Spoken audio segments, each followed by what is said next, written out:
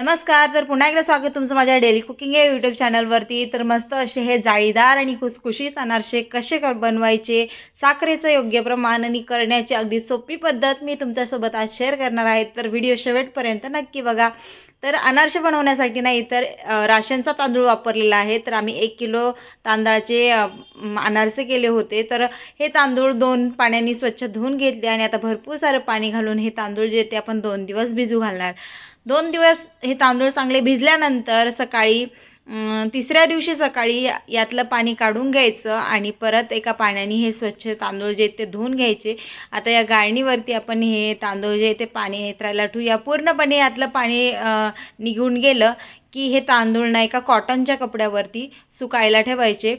फक्त थोडेसे एक 4-5 मिनटं हे तांदूळ सुकून घ्यायचे. पूर्णपणे कोरडे व्हायला नको आणि थोडेसे ओलसर असतानाच हे मिक्सरला बारीक करून घ्यायचे. थोडे ओले असले की तांदूळ लवकर बारीक होतो आणि मैद्याच्या चाळणीने ना हे पीठ जे ते चाळून घ्यायचं, म्हणजे एक समान आपल्याला असं हे पीठ मिळतं. तर आता आई थोडे थोडे करून सगळे तांदूळ बारीक करते. दुसरीकडे माझं चालू होतं गूळ बारीक करण्याचं काम. तर 1 किलो तांदळासाठी अर्धा किलो इतका गूळ घेतला होता. आता ही गुळाची भेली असल्यामुळं हा गूळ जो आहे तो मी किसूनच घेणार आहे. तुम्ही जर साखर वापरत असाल ना, तर साखरेचं प्रमाण पण असंच ठेवा. 1 किलोसाठी अर्धा किलो साखर. तर साखर बारीक करून घ्यायची मिक्सरला आणि पिठी साखर ह्या तांदळाच्या पिठामध्ये कालून घ्यायची. आता मी हा जो अर्धा किलो गूळ घेतला होता ना, तो या तांदळाच्या पिठामध्ये चांगला मिक्स करून घेते. आता हाताने तर हा काय पूर्णपणे मिक्स होणार नाही, म्हणून आईने ना परत एकदा ना पल्स मोडवर हे मिक्सरमध्ये फिरवून घेतलं होतं आणि पूर्ण हा गूळ आणि तांदळाचं पीठ जे आहे ते एकजीव करून घेतलं बघा. आणि आता याचे असे थोड्या मोठ्या आकाराचे ना लाडू बांधून ठेवणार आहे. हे लाडू जे आहेत ते आपण कमीत कमी 2 ते 3 दिवस आणि जास्तीत जास्त 8 दिवस ठेवू शकतो. जितकं हे तांदूळ आणि गूळ एकमेकामध्ये मुरतं ना, तितकं अनारशाला छान अशी जाळी पडते.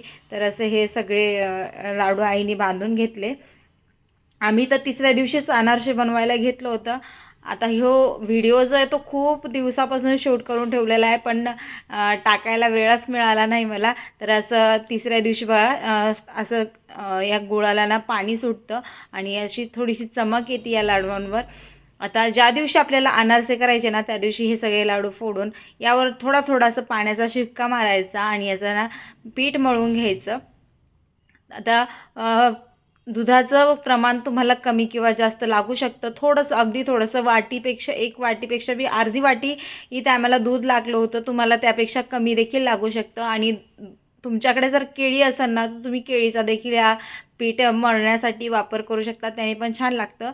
आता आई ना मला अनारसे थापून देत होती आणि मी तळण्याचं काम चालू केलं. तर एका पॉलिथिनच्या बॅगवरनं आईने अशी खसखस पसरवून घेतली आणि वहिनींनी छोटे छोटे असे उंडे करून दिले अनारशांसाठी. तर आणि आईने थापले आणि मी तळण्याचं काम केलं. तसं आम्ही तिघींनी मिळून 1 किलो एवढे अनारसे केले होते.